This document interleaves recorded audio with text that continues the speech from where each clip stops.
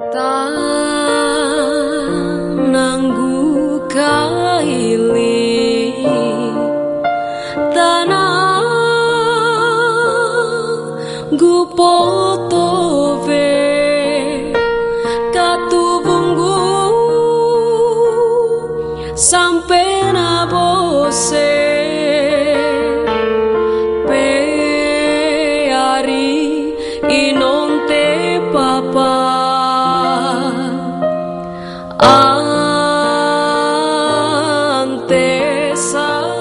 Inilah salah satu karya monumental Hasan M. Bahasuan. Karya yang tetap abadi, beserta karya-karyanya yang lain yang sampai saat ini begitu akrab di telinga kita. Hidup di lingkungan keluarga sederhana yang mencintai seni, menumbuhkan bibit berkesenian pada tubuh pria kelahiran Parigi 12 Januari 1930 ini. Pria yang memiliki nama lengkap Hasan Muhammad Bahasuan ini kemudian tumbuh dan dikenal sebagai salah seorang inspirator perkembangan budaya serta seni tradisi masyarakat Sulawesi Tengah. Mengawali karir berkesenian sejak masa pendudukan tentara Jepang di negeri ini, tahun 1939, kala ia masih duduk di bangku sekolah rakyat sebagai peniup suling pendek, sekaligus sebagai pimpinan dalam sebuah kelompok musik bambu yang saat itu terbentuk di kota Parigi. Situasi keamanan yang tidak menentu saat itu, dengan hadirnya tentara Nika menggantikan Jepang, membuat proses berkesenian di daerah ini juga merasakan dampaknya, termasuk pada diri Hasan Bahasuan. Saat pergerakan memperjuangkan kemerdekaan Republik Indonesia di tahun 1945, Hasan Bahasuan yang beranjak dewasa saat itu turut bergabung dalam Barisan Keamanan Rakyat, sebuah organisasi rakyat ketika itu, untuk turut serta memperjuangkan kemerdekaan Republik ini. Di tengah kesibukannya di dalam memperjuangkan kemerdekaan saat itu, terbesit kerinduan untuk kembali berkesenian. Akhirnya, pada tahun 1946, ia kembali bergabung dalam sebuah kelompok Hawaiian Band yang ada di Parigi sebagai penyanyi sekaligus pemain ukulele. Seiring dengan semakin stabilnya situasi keamanan negeri ini di tahun 1947, ia mendirikan orkes keroncong irama seni di kota Parigi. Selain sebagai pemimpin di orkes keroncong ini, Hasan Bahasuan juga berperan sebagai penyanyi, sekaligus sebagai pemain biola hingga tahun 1963. Bermodalkan bakat serta pengalamannya di dunia seni, khususnya seni musik, yang dilakoninya selama bertahun-tahun dari satu pentas ke pentas yang lainnya di kota kelahirannya. Pada tahun 1965, ia hijrah ke kota Palu.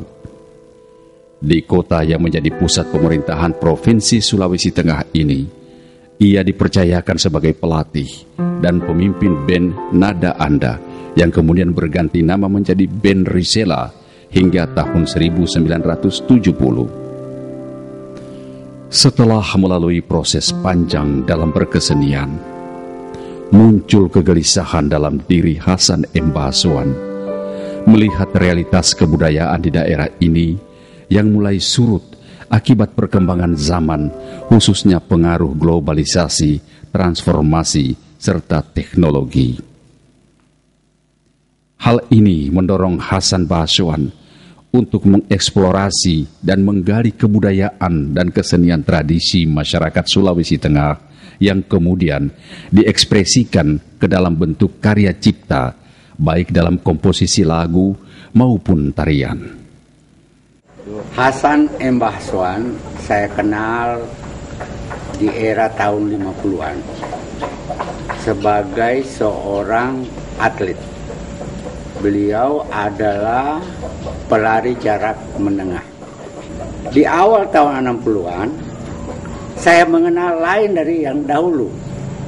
Kalau dahulu dia sebagai seorang atlet, kini saya kenal sebagai seorang seniman. Melalui karya-karyanya terutama tentang tari Pemonte. Tari itu pernah dibawa ke Jakarta dalam rangka 17 Agustus. Tari ini memang sangat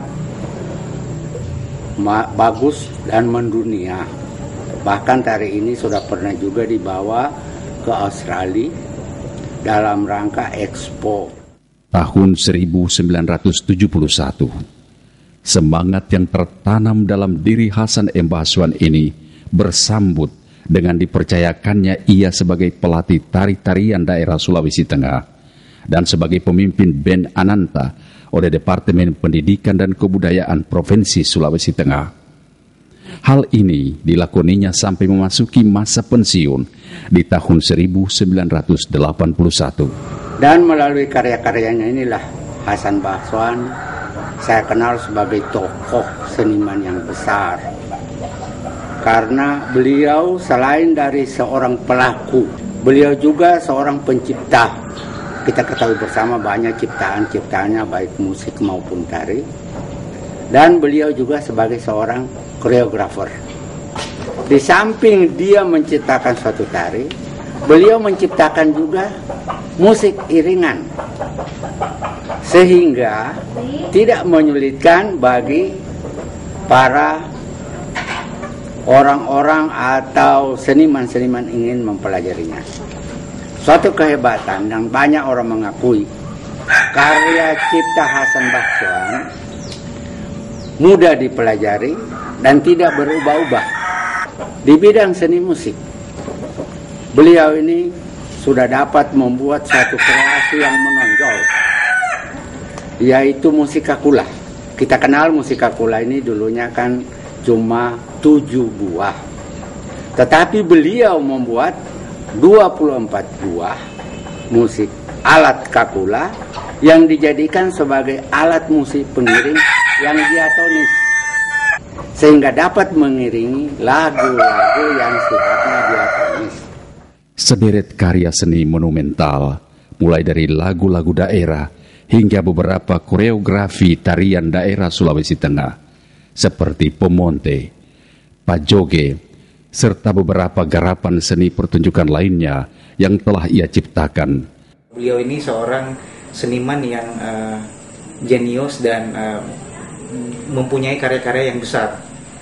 Contohnya, waktu itu saya masih umur sekitar 13 tahun, tapi melodi dan syair lagu itu lama-kelamaan memberi sesuatu yang beda gitu. Kalau wah gitu, Tanah Kaili digambarkan dengan begitu indah, dengan begitu komunikatif, sehingga orang yang sebenarnya tidak terlalu ngerti atau tidak terlalu fasih berbahasa Kaili itu bisa mengerti ungkapan lagunya seperti apa. Itu karena melodi lagunya sangat bagus gitu.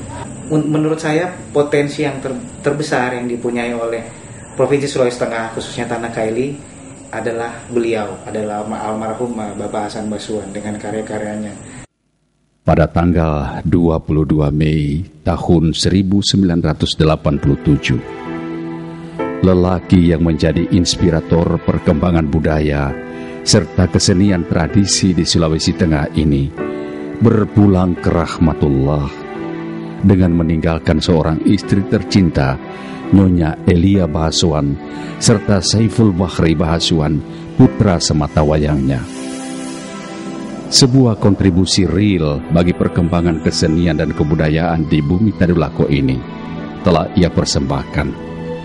Semoga sepak terjang almarhum Hasan M. Basuan dalam memajukan dan mempertahankan kebudayaan serta seni tradisi, khususnya budaya dan seni tradisi masyarakat Sulawesi Tengah, menjadi tauladan dan spirit bagi kita semua.